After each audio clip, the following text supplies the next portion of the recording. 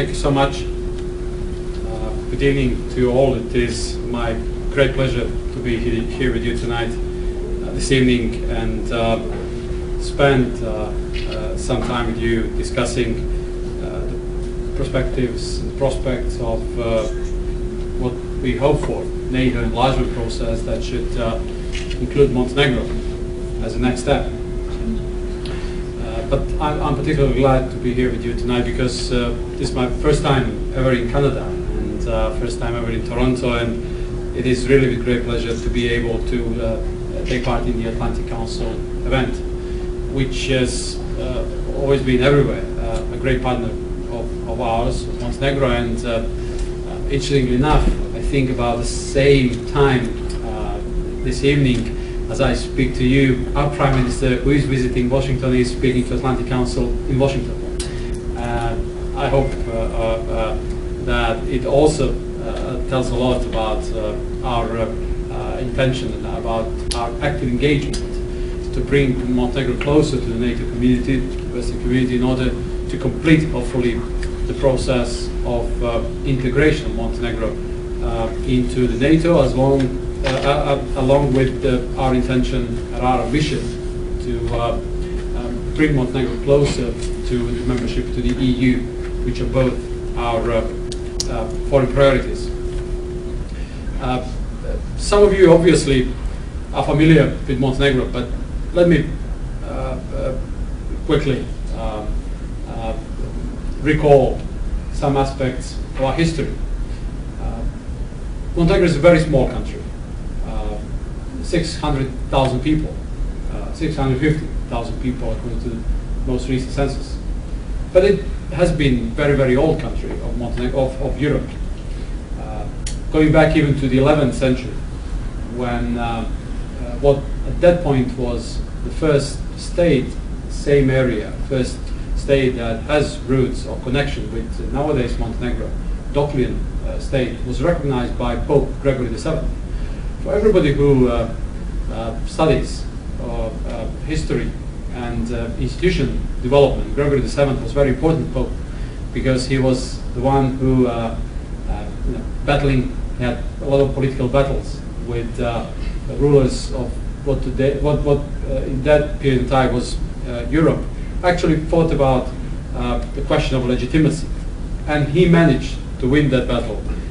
So it was the Pope who actually brought legitimacy to earthly rulers. But since then, we had a couple of incarnations as a country.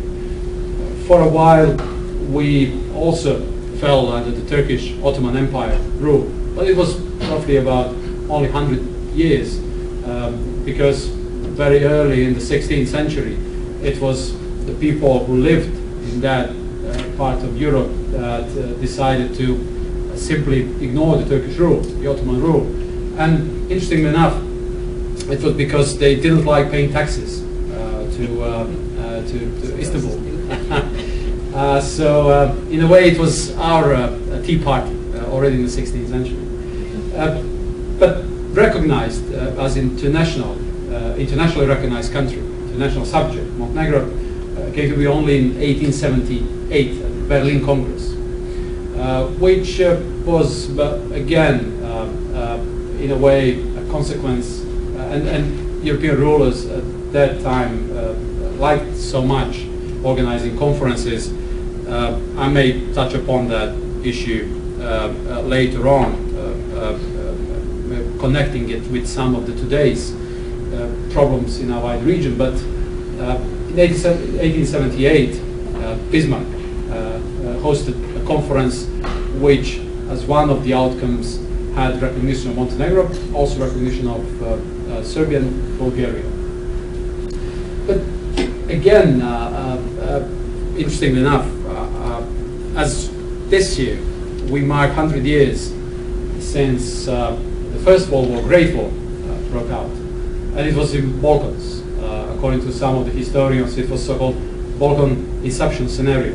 So, following up on the assassination of the heir to the throne of Austria-Hungarian Empire, Franz Ferdinand, Sarajevo war came, And Montenegro was one of the sides, one of the allies at that time, 100 years ago. But many historians, writing books about 100 years from the First World War would mention Montenegro and the role we played. By chance, in one of the meetings today, I got familiar with one of interesting books that came out recently. It is written by Canadian-born historian Macmillan, if I'm not wrong, Margaret Macmillan, who put together an interesting book about the First World War. But I'd like to remind everyone on Christopher Clark's also Sleepwalkers. Excellent overview of the decades that led to the First World War. I'm pointing this out because many will find common roots. Many will find parallels between what today about the world in which we live today with what we had 100 years ago. And some people may also point out to the current Ukrainian crisis as bringing back the practices of the 19th century in Europe, which I still hope will not happen, and maybe rather different reasons that brought to today's crisis. But that's where we are. One of the countries in Europe, although we regained our independence only 2006, only 8 years ago, but we've had a long tradition of statehood. Modern Montenegro, that used to be one of 6 former socialist Yugoslavia republics. We were the smallest, but we were also the poorest when Yugoslavia collapsed in the early 90s. Today is a country that aspires membership into the EU, membership into NATO, and is no longer the poorest country in the region, following Slovenia and Croatia, who are already both members of EU and NATO. Croatia as recently as last year. We're the most prosperous country, although there's a lot more to be done and a lot more to be reformed, and again, a lot more to be done in order really to reach what we'd like to reach, and it is at least average European purchase power. Where we are right now when talking about some of our key foreign priorities. Well, first of all, we have set our strategic goals very clear. And again, it is the membership into the EU, the membership to the NATO. What we hope for is obviously, chronologically, that the membership to NATO will come much sooner. Actually, we hope, and day by day, working very diligently to meet all the prerequisites, all the outstanding requirements. We actually hope that foreign ministers next June may discuss the possibilities of inviting Montenegro to join NATO. And as you know, the upcoming summit in Wales could again be a possibility, or rather opportunity, to continue with the implementation of the open door policy. In both cases, in the case of NATO, and likewise in the case of the EU, enlargement policy has been one of the most effective, one of the most successful integration policy. And therefore we really believe that it is important to stick to the open door policy. But where we are right now, with regards to the EU, in the middle of 2012 we opened accession talks. We're already tackling 1/3 roughly, or 30% of the chapters to be negotiated. For those of you who are not that familiar with the process, there is 35 chapters to negotiate with EU, out of which actually 33 is to negotiate, because 34, 35, it's more like miscellaneous and other things. You usually close just days ahead of completing the process. And therefore there is 33 to discuss and negotiate. We're already dealing with 9. And hopefully along this year, we will be able to open negotiations in a lot more. Actually, our idea is to try to open all the talks in the coming 2 years, in order to start meeting closing benchmarks, and hopefully in years 2016, 17, 18, we may hope to close talks in all those chapters, in order to be ready to sign accession agreement. Currently, the new approach that is applied to the Western Balkan countries. We belong to the region which politically is called Western Balkans. Romania, Bulgaria usually referred as to Eastern Balkans. In British Foreign Office there is a department called Eastern Adriatic. So all those geographical references, not to be confused with Balkan countries and with what once used to be Yugoslavia. So therefore we are referred to as Western Balkans, and